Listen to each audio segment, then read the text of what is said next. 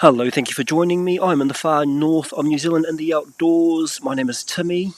What if I told you you can make a decent reggae jam out of 2 chords and 1 hook? I think a lot of musicians, producers tend to overcomplicate things, trying to get fancy chords, detailed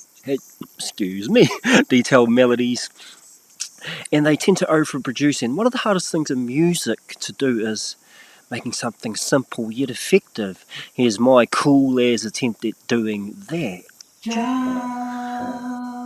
These are 2 chords, C major in the second version, going down to D minor root position with my awesome singing.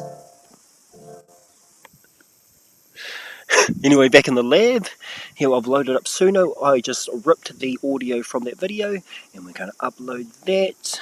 There it is. One of the most important things you can do with the prompts is actually supplying detail. Don't just use basic generic terms. So we're going to cover this.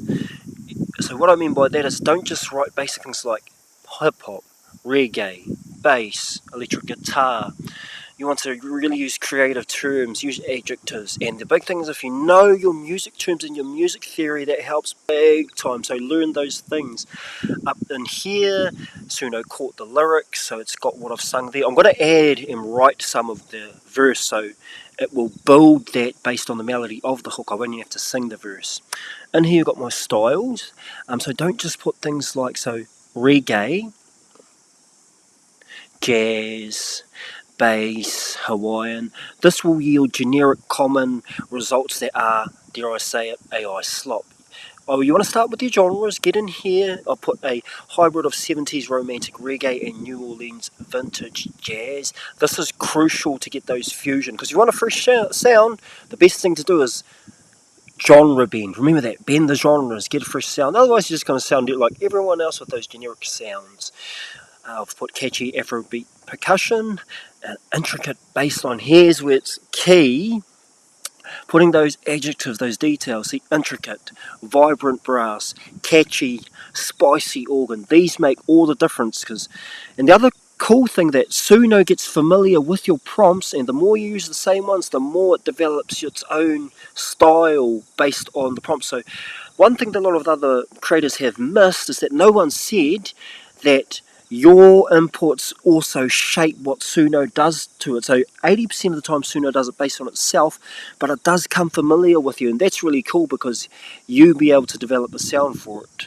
So over here I've chucked up the style inputs to 83%. You don't want to go any more than like 90, otherwise it sounds tinny and rough, or it just does something weird. The weirdness on that note, take it right down, otherwise it's going to get some real whack sounds. And because there's no samples or I don't want to overcomplicate it with the focus, I've just put the auto influence to about 30%. You bang it right up if you use little samples and want them to get really creative. Anyway, we're going to generate that.